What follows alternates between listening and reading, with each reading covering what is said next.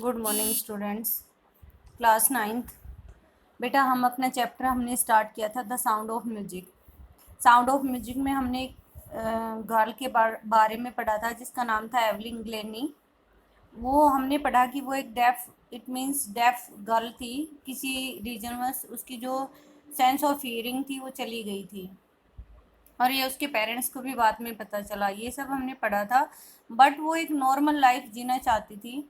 हालांकि जो स्पेशलिस्ट थे उन्होंने उसके पेरेंट्स को एडवाइस किया था कि वो उसे डेफ जो स्टूडेंट्स हैं उनके स्कूल में भेज दें।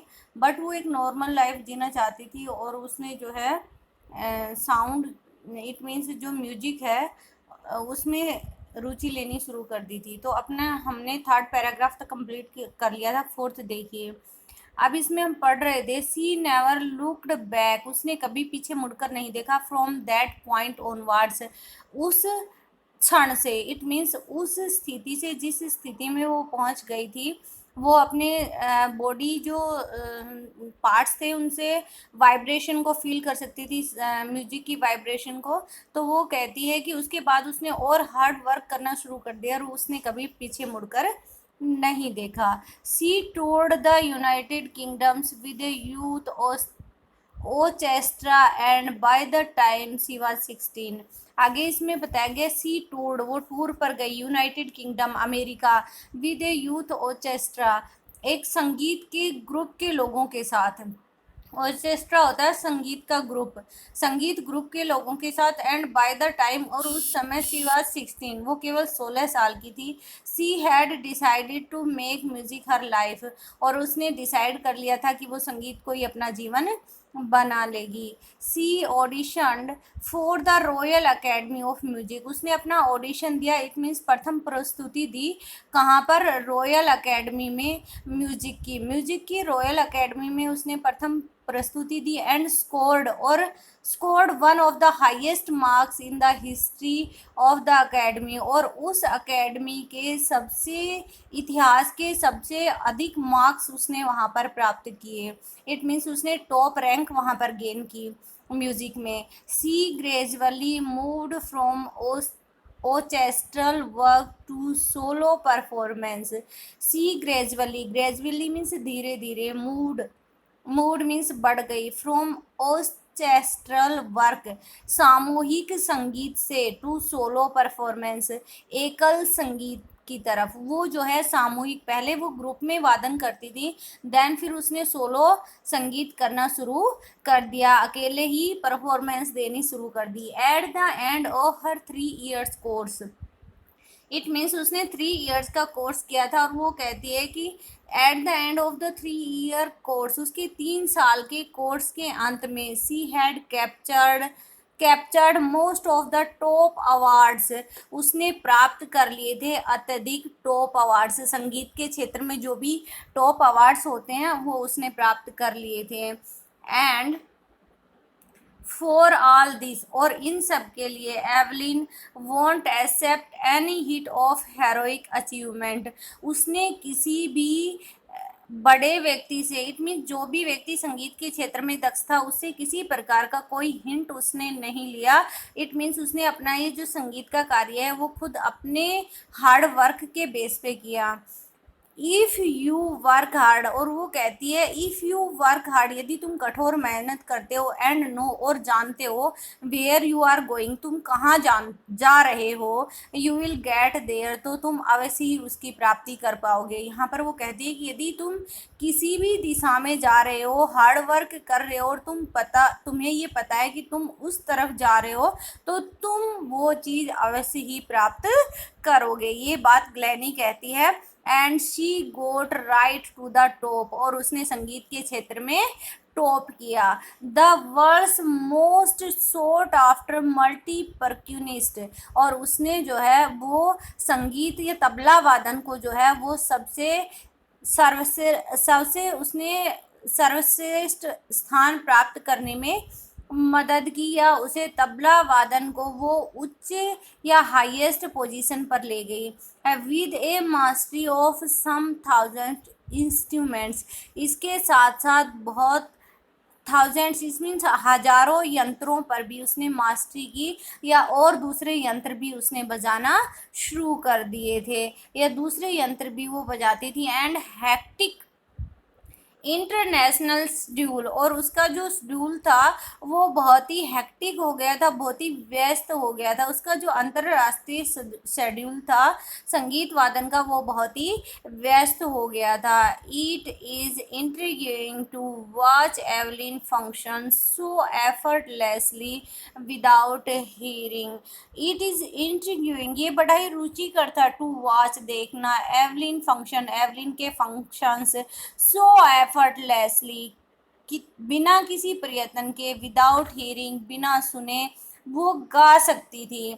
इन आवर टू आर डिस्कशन, हमारे यहाँ पर कोई व्यक्ति अपने डिस्कशन के बारे में बता रहा है, वो कह रहा है कि हमारे 2 घंटे के डिस्कशन के दौरान, जिस दौरान मैंने एवलिन से बात की, सी नेवर मिस्ड ए वर्ड, वो एक भी शब्द नहीं भूली। Man with busy birds give me trouble, man man with busy beards यहाँ दाढ़ी से अभिप्राय है, गिव मी ट्रबल, मुझे समस्या देते हैं।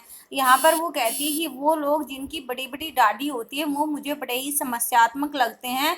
सी लाफ्ट, और फिर वो हंसती है। आगे कहती है, it is not just watching the lips, वो केवल लिप्स की तरफ ही ध्यान नहीं देते हैं, इट मीन संगीत की तरफ ही ध्यान नहीं देते हैं। इट्स द होल फेस, पूरे चेहरे को देख, उनका जो पूरा चेहरा है वो बड़ा ही डरावना होता है। स्पेशली द आइज, विशेष रूप से उनकी आंखें। वो कहती है कि जो दाढ़ी वाले लोग होते हैं वो बड़े ही डरावने होते हैं, मुझे वो बड़े ही ऑकवर्ड लगते हैं। उनके लिप्स ही नहीं बल्कि उनका जो पूरा चेहरा होता है, और विशेष रूप से उनकी जो आंखें होती हैं वो बड़ी ही डरावनी होती हैं। सी स्पीक्स फ्लोलेसली, वो बिना रुके बोलती जाती हैं। विद ए स्कॉटिश लिल्ट, एक स्कॉटिश लहजे में। My speech is clear because, वो कहती है कि मेरी स्पीच क्लियर है, अर्थात मेरी जो वॉइस है वो क्लियर है, बिकॉज क्योंकि आई कुड हियर, मैं सुन सकती थी, टिल आई वॉज 11, जब तक मैं 11 साल की थी।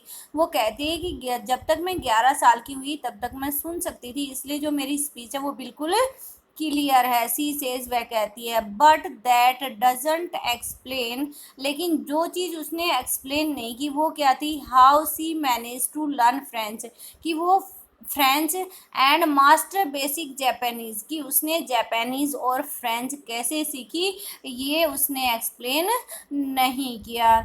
As for music she explains, music के बारे में वो कहती है, इट पोर्स मीन्स उडेला हुआ है, भरा हुआ है, in through every part of my body, वो कहती है कि ये मेरे शरीर के प्रत्येक हिस्सों में से उमड़ पड़ता है, या मेरी रगों में दौड़ता है, क्या, music. It टिंगल्स in the skin, ये गुदगुदी, टिंगल्स मीन्स गुदगुदी पैदा करना, इन द स्किन, मेरी स्किन में, मेरी चिक बोन्स में, गाल की हड्डियों में, एंड इवन माई हेयर, यहाँ तक कि मेरे बालों में। जब म्यूज़िक बजता है तो वो मेरे अंदर गुदगुदी पैदा कर देता है। When she plays the xylophone, और जब वो जाइलोफोन बजाती है, she can sense the sound passing up the stick into her finger tips. आगे कहती है कि जब मैं जाइलोफोन बजाती हूँ ना, तो सी कैन सेंस, मैं महसूस कर सकती हूँ, द साउंड, उस साउंड को, आवाज़ को, जो कि मेरी छड़ी के अंदर, इट मीन्स आपने देखा होगा जो लोग छड़ी, आपने अंधे गूंगे बहरे जो लोग होते हैं उनके पास एक स्टिक होती है, तो वो कहती है कि मैं उस स्टिक के अंदर से अपने जो फिंगर के टिप्स होते हैं उनमें उस जाइलोफोन के म्यूज़िक की आवाज़ को महसूस कर सकती हूँ। आगे वो कहती है, by leaning against the drums, और झुकते हुए ड्रम के विरुद्ध, सी कैन फील, वो कहती है मैं महसूस कर सकती हूँ, the response following into her body, उस रेस्पॉन्स को जो उसके शरीर में प्रवेश करता है। वो कहती है कि मैं ड्रम्स जब बजता है तो उसके अगेंस्ट जो मेरे बॉडी की प्रतिध्वनि होती है उसको मैं महसूस कर सकती हूँ, उसकी प्रतिध्वनि को मैं अपनी बॉडी में महसूस कर सकती हूँ। ड्रम के बजने की जो संगीत की आवाज़ होती है उसकी प्रतिध्वनि को मैं अपनी बॉडी के माध्यम से महसूस कर सकती हूँ झुकते हुए। She can feel the response following into her body. वो रेस्पॉन्स को फील कर सकती है अपनी बॉडी में बहते हुए या बढ़ते हुए, या हम कह सकते हैं कि फीलिंग सेंस के माध्यम से।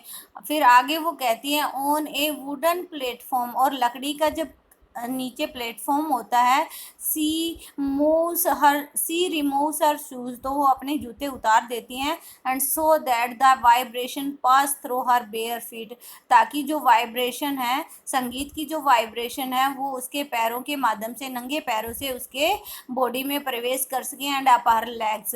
वो कहती है कि मैं जब वुडन प्लेटफॉर्म पर, लकड़ी के, जैसे कि हम घर पे वो लगाते हैं ना फ्लोर डीजे, तो उसमें क्या होता है, लकड़ी का प्लेटफॉर्म होता है। तो वो कहती है कि यदि संगीत लकड़ी के प्लेटफॉर्म पर बजता है तो मैं अपने बेयर फुट, नंगे पैरों, चप्पल शूज वगैरह उतार देती है वो अपने, और वो कहती है कि उसके माध्यम से, अपने पैरों के माध्यम से मैं उसको सेंस कर सकती हूँ।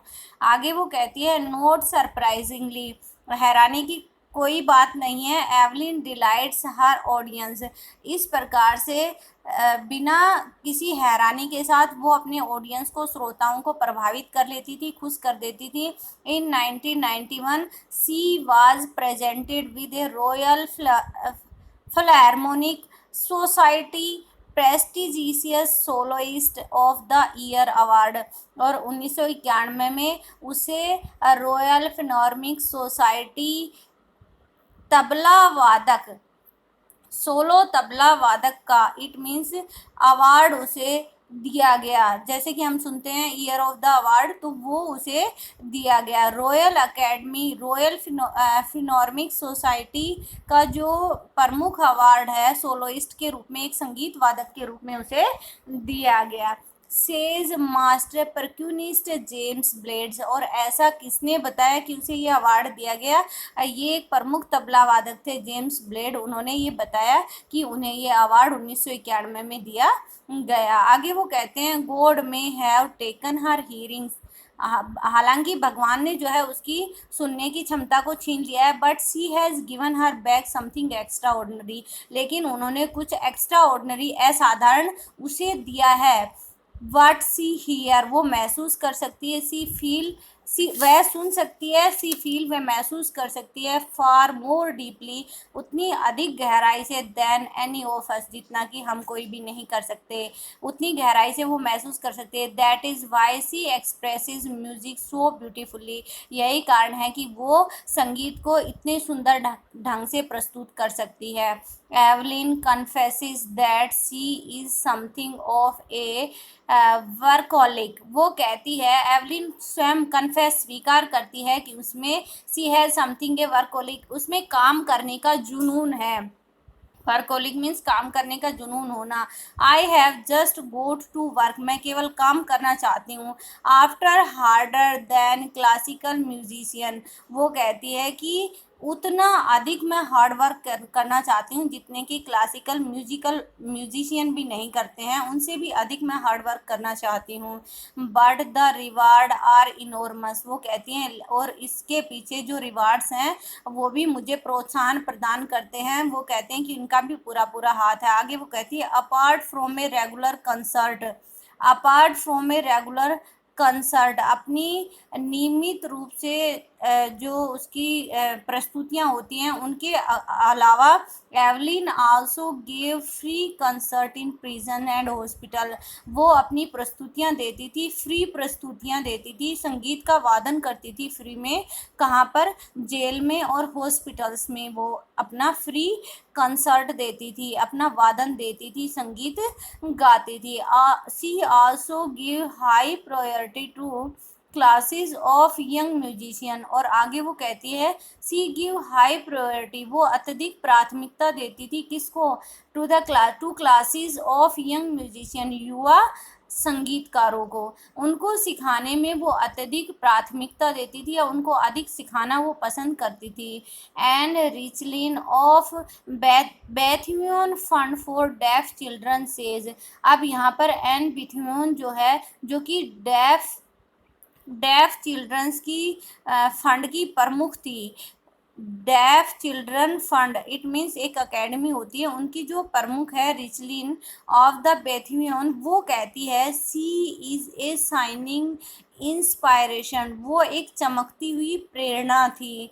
किसके लिए? ऑफ डेफ चिल्ड्रन, बहरे बच्चों के लिए। इट मीन्स जो बहरे बच्चे होते हैं उनके लिए वो एक प्रेरणा का काम कर रही थी कि बहरे होने के पश्चात भी उसने इतनी अचीवमेंट प्राप्त की, तो जो बहरे डेफ जो चिल्ड्रन है वो उससे प्रेरणा प्राप्त कर सकते थे। दे सी दैट, वो देख सकते थे कि there is nowhere that they can not go, ऐसा कोई स्थान नहीं है जहाँ वो नहीं जा सकते हैं। इट मीन्स इससे उन्हें इंस्पायरेशन मिलती थी एवलिन ग्लैनी से कि जिस तरह से उसने अचीवमेंट प्राप्त की है इसी तरह से वो लोग भी अचीवमेंट प्राप्त कर सकते हैं और ऐसा कोई स्थान नहीं है जहाँ उन्हें जाने से कोई रोक सके। आगे Evelyn Glennie has already accomplished more than most people twice her age, अब वो Evelyn Glenny has already accomplished more than most people, उन अधिकतर लोगों को जो कि उसकी एज से 2 गुना बड़े थे उनको उसने पीछे छोड़ दिया था। अपनी एज से 2 गुना बड़े लोगों को उसने पीछे छोड़ दिया था। She has brought precautions to the front of the orchestra, वो तबला वादन को सबसे आगे लेकर आई। इट मीन्स प्रथम स्थान पर लाने में उसकी महत्वपूर्ण भूमिका रही। And demonstrated that it can be very moving, और उसने ये कर दिखाया कि जो तबला वादन है वो बहुत ही महत्वपूर्ण भूमिका निभा सकता है। She has given inspiration to those, उसने प्रेरणा दी उन लोगों को भी हु आर हैंडीकैप्ड, जो कि हैंडीकैप्ड है। हैंडीकैप्ड मतलब जिनका कोई हाथ पैर वगैरह काम नहीं करता, तो उन लोगों को हैंडीकैप्ड कहते हैं। तो उन लोगों के लिए वो प्रेरणा का काम करती थी। People who look to her, लोग जो उसे देखते थे, एंड से, तो वो कहते थे if she can do it, यदि वो उसे कर सकती है, आई कैन, तो मैं भी कर सकता हूँ। इट मीन्स वो उसमें हीयरिंग सेंस नहीं थी, तो जो कोई भी उसे देखता तो वो ये कहता कि यदि ये कर सकती है तो हम भी उसे कर सकते हैं। इट मीन्स उनमें एक डिटर्मिनेशन की भावना उनमें जाग जाती थी, उनमें भी काम करने के प्रति उत्साह जागता। And not at least she has given enormous pleasure to millions, और ना केवल इतना ही, उसने गिवन इनॉर्मस अत्यधिक अनंत खुशी प्रदान की टू मिलियंस, करोड़ों अरबों लोगों को, उसने अरबों लोगों को जो है वो खुशियाँ प्रदान की, या अरबों लोगों की खुशियों का वो माध्यम बनी। तो ये अपना चैप्टर था बेटा, जो कि हमने कम्प्लीटली एक्सप्लेन कर लिया है। आपको इसे डीपली रीड करना है और इसके क्वेश्चन आंसर करने की कोशिश करनी है। Exercise question answer find out करने की कोशिश करनी है। Thank you, have a nice